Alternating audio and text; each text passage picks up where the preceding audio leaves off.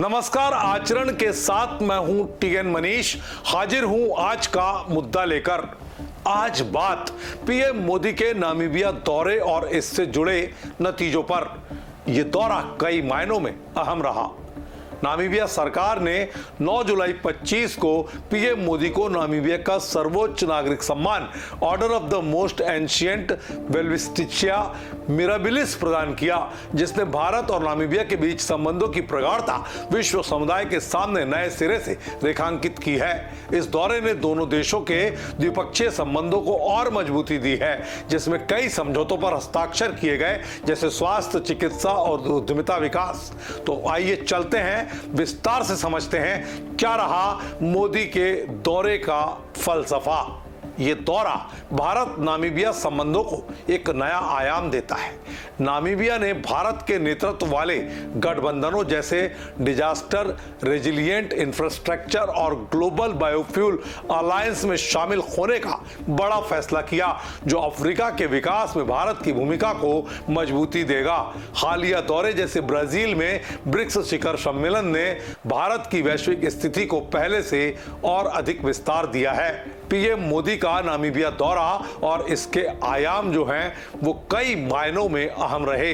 प्रधानमंत्री नरेंद्र मोदी का नामीबिया दौरा 9 जुलाई 2025 को हुआ कई मायनों में ऐतिहासिक रणनीतिक रूप से महत्वपूर्ण रहा। ये दौरा न केवल भारत नामीबिया संबंधों को मजबूती देगा, बल्कि भारत की अफ्रीका के साथ साझेदारी और वैश्विक स्तर पर प्रतिबद्धता को प्रदर्शित करता है। विस्तृत विश्लेषण में हम इस दौरे की बारीकियां, पीएम मोदी के संबोधन और इसके व्यापक प्रभावों को आपके सामने रखने की कोशिश करेंगे। पीएम मोदी का यह दौरा 9 जुलाई 2025 को हुआ, जो उनकी 5 राष्ट्र यात्रा का अंतिम पड़ाव था। यह दौरा नामीबिया के राष्ट्रपति नंदी नदतवाह के निमंत्रण पर हुआ। उन्हें नामीबिया का सर्वोच्च नागरिक सम्मान भी इस दौरान प्रदान किया गया, जो 2014 से अब तक मोदी का 27वां अंतर्राष्ट्रीय सम्मान है। यह सम्मान उन्हें पहले भारतीय नेता के तौर पर मिला है। इसके पहले किसी भी भारतीय नेता को नामीबिया ने यह सम्मान नहीं दिया, जबकि नामीबिया की संसद में मोदी के पहुंचते ही मोदी मोदी के नारे भी बुलंद हुए। पीएम मोदी ने नामीबिया की संसद को संबोधित करते हुए कई अहम बिंदुओं पर जोर दिया। उनका एक प्रमुख उद्धरण था, और कोई ऐसा व्यक्ति जो गरीब परिवार से आया हो उसे प्रधानमंत्री बनने का मौका मिला। एक नहीं, दो नहीं, 3 बार। जिनके पास कुछ नहीं है उनके पास संविधान की गारंटी है। दोनों देशों के संविधान एक दूसरे से काफी हद तक मेल खाते हैं। मैं नामीबिया को अपने 1.4 बिलियन देशवासियों की तरफ से गर्मजोशी भरी शुभकामनाएं लेकर आया हूं। भारत और नामीबिया दोनों ने औपनिवेशिक शासन के खिलाफ लड़ाई लड़ी थी। हम दोनों स्वतंत्रता और सम्मान को तरजीह देते हैं। हमारे संविधान हमें समानता, स्वतंत्रता, न्याय बनाए रखने का मार्गदर्शन करते हैं। ये दर्शाता है कि कैसे दोनों देश के संविधान सामाजिक न्याय और समावेशिता को प्रमुखता दे रहे हैं। पीएम मोदी ने नामीबिया की पहली महिला राष्ट्रपति के चुने जाने पर भी बधाई दी। इस दौरान उन्होंने आदिवासी महिला द्रौपदी मुर्मू को भारत का राष्ट्रपति बनाए जाने का भी उल्लेख किया।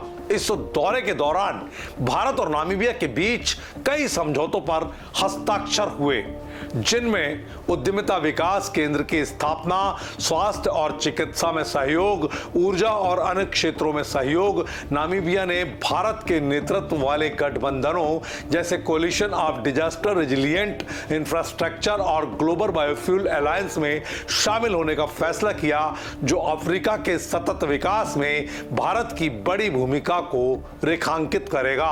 पीएम मोदी ने नामीबिया को भारत की जन औषधि योजना में शामिल होने का न्योता दिया और कैंसर देखभाल मशीन प्रदान करने की पेशकश की, जो स्वास्थ्य के क्षेत्र में बड़े सहयोग को दर्शाता है। उन्होंने नामीबिया के विजन 2030 में सहयोग की बात की और ये बताया कि इस समय भारत में 1700 से अधिक नामीबियाई छात्र कहीं न कहीं शिक्षा का लाभ ले रहे हैं। पीएम मोदी ने भारत और नामीबिया के बीच ऐतिहासिक संबंधों को याद किया, जिसमें भारत ने 1940 के दशक से नामीबिया की स्वतंत्रता आंदोलन का समर्थन किया था। 1946 में संयुक्त राष्ट्र में इस मुद्दे को उठाया था। उन्होंने स्वापो, नामीबिया की स्वतंत्रता आंदोलन की जो पार्टी थी, पहले मिशन में भारत में स्थापित होने और 1986 में राजनयिक संबंधों की स्थापना का उल्लेख भी किया। पीएम मोदी ने नामीबिया के संस्थापक नेता डॉक्टर सैम नुजोमा को श्रद्धांजलि दी और कहा, भारत ने न केवल शब्दों में बल्कि कार्रवाई में भी नामीबिया का हमेशा साथ दिया है।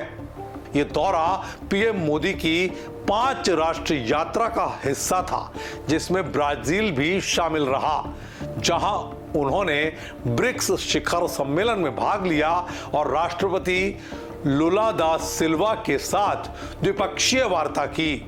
इन वार्ताओं में भारत और ब्राजील के बीच रणनीतिक साझेदारी को मजबूत करने के लिए 6 समझौतों पर हस्ताक्षर हुए, जिसमें अंतर्राष्ट्रीय आतंकवाद और अपराध से निपटने के लिए सहयोग प्रमुख है।